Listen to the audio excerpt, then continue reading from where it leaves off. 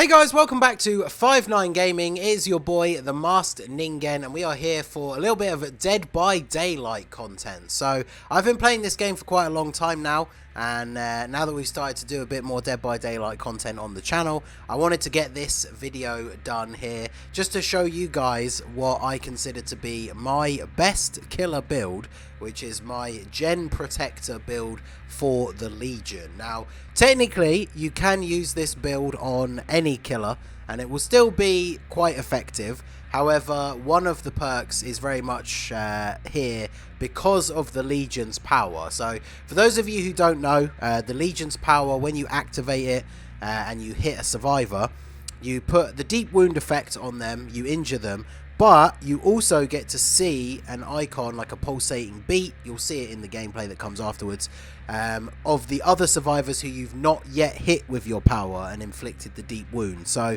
it allows you to essentially find everybody on the map, hit everybody straight away, and have everybody injured. So one of the reasons why for the add-ons for this build I use the iridescent button. Your terror radius affects the entire map. So as soon as you use your power and hit one person, those heartbeat notifications will show basically across the whole map, so you can hunt everybody down. And with the Legion, as their power bar decreases, when you manage to hit another survivor, it refills. So unless they're completely spread out across opposite corners of the map, you should be able to hit all 4 people nice and early and get them all injured. So I use that alongside the Stolen Sketchbook, which considerably increases the duration of your power. And then for the authoring, you can pretty much use whatever takes your fancy. You could use Amori. Sometimes I'll use these just so I don't lose my iridescent buttons and my green sketchbooks. Having this item to have the hooks closer together is quite useful as well. So, let's talk about the perks. We'll start with this one at the end here because this is the reason why it works so well on the Legion.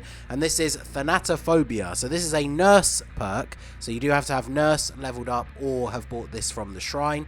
And this is a perk that gives a debuff to all survivors for repairing gens, sabotaging hooks, and cleansing totems. They get a 5% penalty up to a maximum of 20%. So if all 4 survivors are injured, it's a 20% debuff. So you can see how this ties in now to the Legion's power. If you hit everybody straight away at the start of the match, everybody's injured, and so they have a 20% penalty to repairing gens, because as the name implies, this build is all about protecting gens from being completed. So Thanatophobia works really well with the Legion. This is the one that if you wanted to use this build on a different killer, you could switch this one out. Because obviously if you don't have the ability to apply super pressure early on and injure every single survivor straight away, you obviously don't get as much value out of Thanatophobia. So this is the one that can be considered the changeable perk for this build. Like if I come off against what looks like a 4-man Swift and they've all got like flashlights and keys and stuff, then I can change this one out for something like Franklin's Demise, and it doesn't hugely affect the build. It's just really useful for that gen slowdown. So the first one we have here is Discordance, which is an actual Legion perk.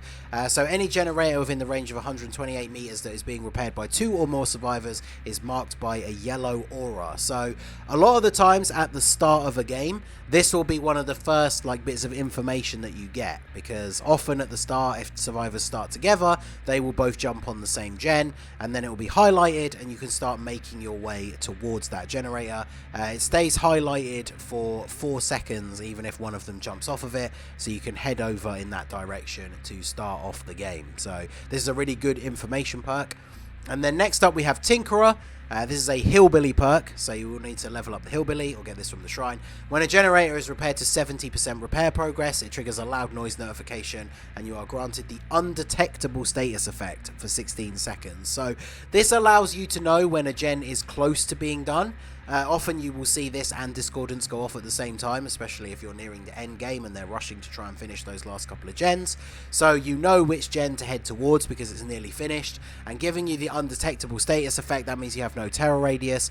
Very often, if there's good enough scenery so you can kind of sneak up unseen, because you have no terror radius, you can just pull survivors off gens because they don't realize you're there if they're not looking around. So this is really useful, especially combined with Discordance. And then finally we have Pop Goes the Weasel, which is a clown perk. Basically whenever you hook a survivor, you get a 45-second timer that will count down. If you then kick a gen before that timer has elapsed, the gen will automatically lose 25% of its progress. So these two in combination work really well. If Tinkerer goes off, you can go off to that specific gen, chase that survivor off of it, hopefully put them down without chasing them too far, bring them back towards that gen to put them on a hook, and then this will trigger, and then you can go and kick that gen and it loses 25% progress.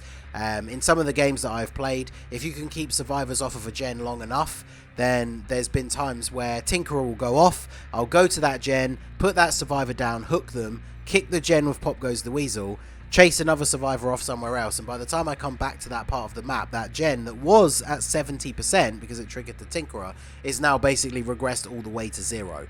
So the whole point of this build is to fiercely protect the gens. As soon as you get a Discordance or a Tinkerer proc, you want to go straight towards that gen, chase survivors off of them, and then obviously any ones that procced with Tinkerer, those should be your targets for kicking with Pop Goes the Weasel. So obviously the add-ons you can change. It's really the perks that add the main power to protecting the gens. Iridescent Button is probably one of the best Legion add-ons because it gives you that expanded terror radius, as well as the fact that any pallets you vault are immediately broken.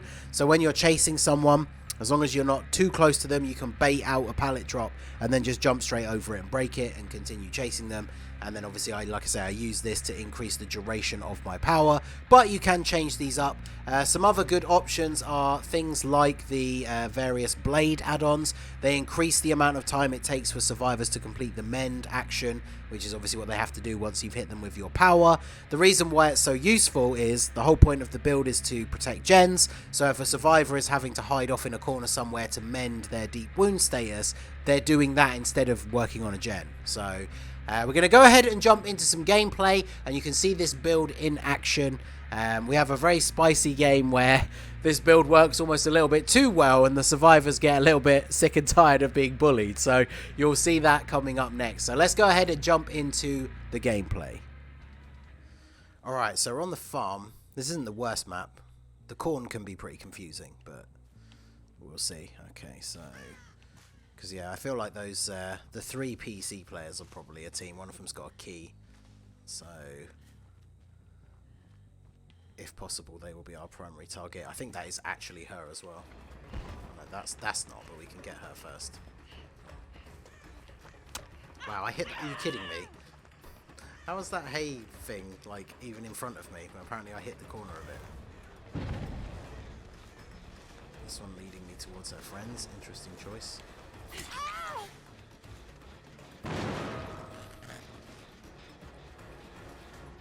Yeah, because I have thanatophobia, I want to try and injure as many people as I can as quickly as possible. So we'll get these. If I can get this guy again though, might as well. He's going to try and loot me again. There we go. So we can just throw him on this hook real quick. And that's 2 of them hooked or injured, so they're getting a debuff on their repair speed. I need to go and kick this gen really, because I've still got... So every time you hook someone, Pop the Weasel activates, so every time you kick a gen, instantly loses a load of progress. So, I mean, this one isn't hugely done.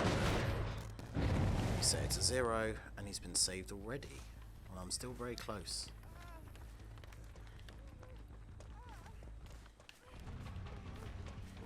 Interesting choice.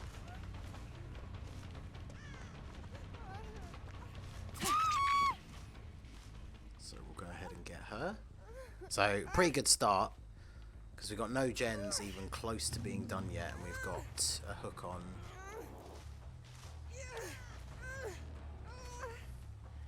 Okay, tried to get me with the flashlight, but that didn't work out very well for him.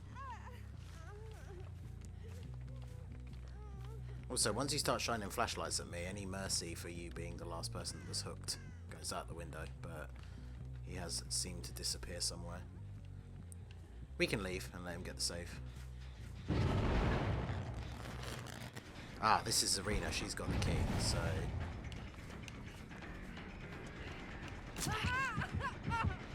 So get her. this guy. You.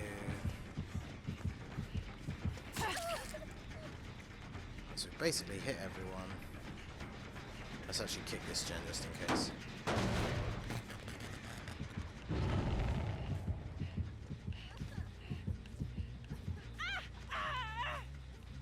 Still someone. Oh, there she is.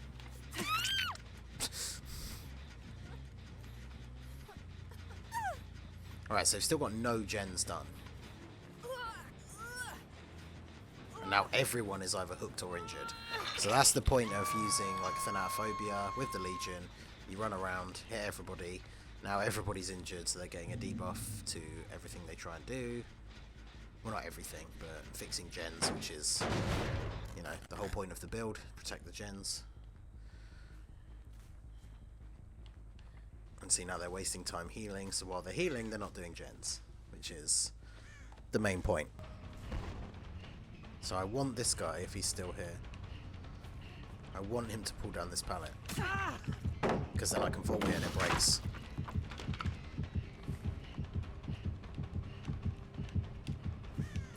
Might as well just swing so this runs out. Okay, run through there. Now, the one thing I am not good at is chases in the killer shack. Although, I don't know what that guy was doing. Weird. If he'd committed to the window, he easily would have got out before I could have got there, but okay. By the basement as well. What an error. Alright, so, another hook. A second hook for him. They run into here. I don't know how they think I wouldn't notice at that distance. Like, come on. Come on now. Just going to refresh Goes the Weasel. It's a shame when you can't use it twice, but we'll take it in that situation. Basically resets that back to 0. Basement guy got saved, so that's fine. We'll start heading back in that direction. But yeah, so far the build is working as intended. They have 0 gens done. We have, what, 5 hooks total? Oh, hello. Alright, well. Now we're chasing you, I guess. Ooh, you got lucky there. There we go. Yeah, I need to practice, like, not just lunging and doing these, like, shorter swings sometimes, because PC players, when you're using the WASD, you can, like, wildly swing the mouse, and there's some turns that you can do, which can be quite frustrating to deal with when you're a killer playing with a controller, but we got this, we got this. Oh, that's her dealt. She was dead on hook. Well, see you later. Still 0 gens completed. So yeah, good stuff. Alright, I haven't checked this far gen the entire game. The game's been pretty much focused in that other like side of the map, so yeah, this one's not started. I'm gonna get rid of this while I can. While I have the opportunity. Ooh, scratch marks. So Nurse's Calling can be super useful on this build because of, obviously, we're trying to injure everyone all the time, so the more they heal, the more... Wait, what is happening? Where did that Zarina go?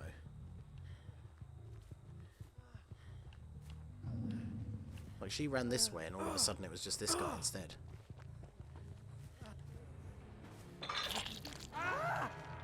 Oh, I think they've just given up. Yeah, okay, well.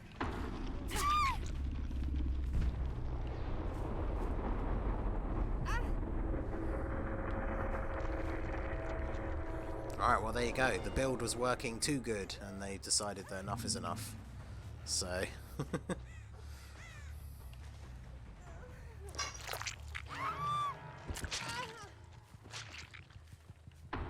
now, is that Zarina going to give up or is she actually just going to get the hatch? She'll probably get the hatch.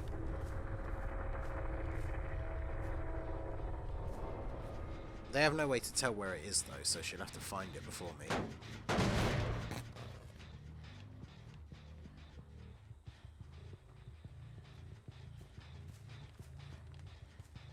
Might waste my power here just so I can run faster.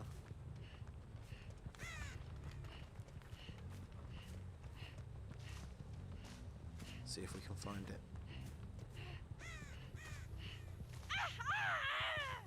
No, it can be in the corn. Let's check the outer edges first.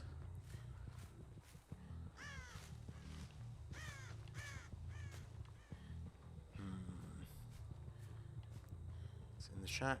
No. Where is it? I mean, to be fair, she did come in with a key. Aha. So even if we find it and close it, she can still re-find it and open it if she finds that key. I think when I saw her last, she'd switched out the key for a medikit though. But obviously if she knows where she left it. The exit gates are pretty far away though, so...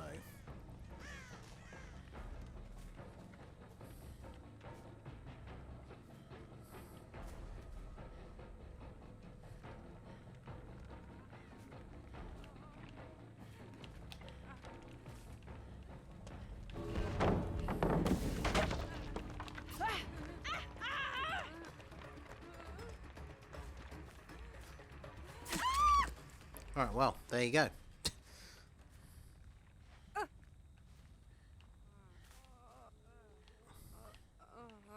Although there's a lot of broken hooks around here. We should get to this one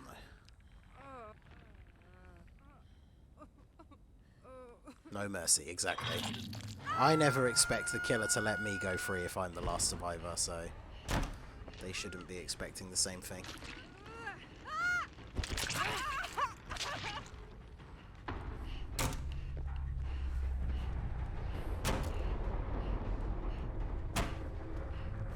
But there you go. Everyone dead. Well, there you go. That was the Gen Protector Legion build. Like I say, this is one of my favourite builds to run. Legion is my main. Surprise, surprise. Masked killer. But yeah, this is my favourite build for this killer. Let me know your thoughts down below. Let us know which killer you main and what your favourite build is. And make sure if you want to see more Dead by Daylight content on the channel, make sure you smash that like button, leave a comment, help this video to pick up, and let us know you want to see more Dead by Daylight content. So from me, the Masked Ningen, and all of us at 59 Gaming, thanks for checking out the video, and we will see you all again soon. Peace out.